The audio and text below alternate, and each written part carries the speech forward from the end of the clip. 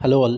ఈ వీడియోలో guns up 2025 movie review అయితే తెలుసుకుందాం. ప్రెజెంట్ అయితే ఇది లయన్స్ గేట్ ప్లేలో స్ట్రీమ్ అవుతుంది. తెలుగు డబ్బింగ్ కూడా అవైలబుల్గా ఉంది. మూవీ రన్ టైం వచ్చేసి 1 అవర్ 30 మినిట్స్ అయితే ఉంటుంది. స్టోరీ ప్లాట్ వచ్చేసి మెయిన్ లీడ్ అయిన రే అదే కెవిన్ జేమ్స్ గారు ఒక ఎక్స్ కాప్ ఇప్పుడు ఫ్యామిలీ కోసం సీక్రెట్లీ మామ్ కి అయితే వర్క్ చేస్తూ ఉంటాడు. వైఫ్ కి మాత్రం తను ఒక నార్మల్ జాబ్ చేస్తున్నానని చెప్తాడు. ప్లాన్ ఏంటంటే లాస్ట్ జాబ్ కంప్లీట్ చేసి క్రైమ్ లైఫ్ వదిలేసి వైఫ్ తో కలిసి ఒక హ్యాపీ లైఫ్ లీడ్ చేయాలని. బట్ లాస్ట్ మిషన్ టోటల్ గా మెస్ అయిపోతుంది. మాబ్ వాళ్ళకి రే మీద కొన్ని ప్రాబ్లమ్స్ క్రియేట్ అవుతాయి. మొత్తం అంతా కూడా కేవోస్ గా మారిపోద్ది.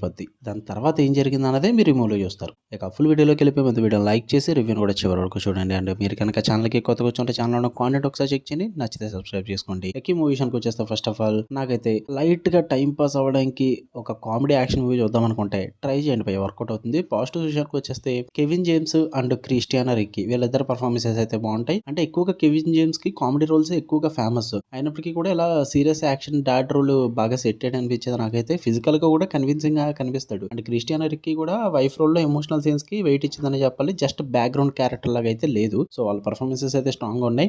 అండ్ యాక్షన్ సీన్స్ కూడా డీసెంట్ గా వర్క్ అవుతాయి అనమాట. షూట్అవుట్స్ ఫైట్స్ కొన్ని ప్లేసెస్ లో స్టైల్ గా ఉంటాయి. బోరింగ్ అనిపించకుండా నడుస్తూ ఉంటుంది అలాగా. అండ్ ఫ్యామిలీ ఎమోషనల్ యాంగిల్ కూడా వర్కౌట్ అవుతుంది. జస్ట్ గన్స్ మూవీ కాకుండా ఫ్యామిలీ కోసం ఫైట్స్ ఎమోషనల్ కనెక్ట్ కూడా వర్కౌట్ అవుతుంది. పైగా చెప్పాను స్టార్టింగ్ లైట్ గా చూడడానికి అయితే వర్కౌట్ అవుతుంది అనమాట. హెవీ బ్రెయిన్ యూస్ చేయాల్సిన సినిమా కాదు, టైం పాస్ యాక్షన్ ఎంటర్టైనర్ ఇది. సో షార్ట్ రన్ టైమ్ తో క్రిస్పీగా వెళ్ళిపోద్ది మూవీ అన్నది.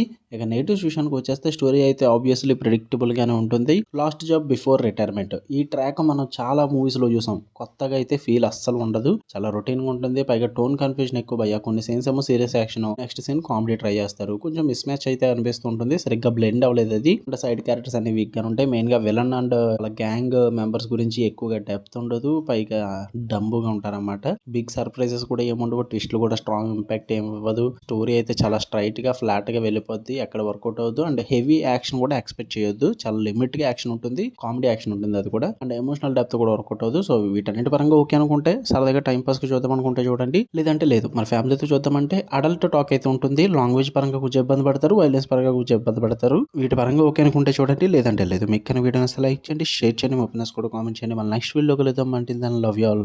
బాయ్.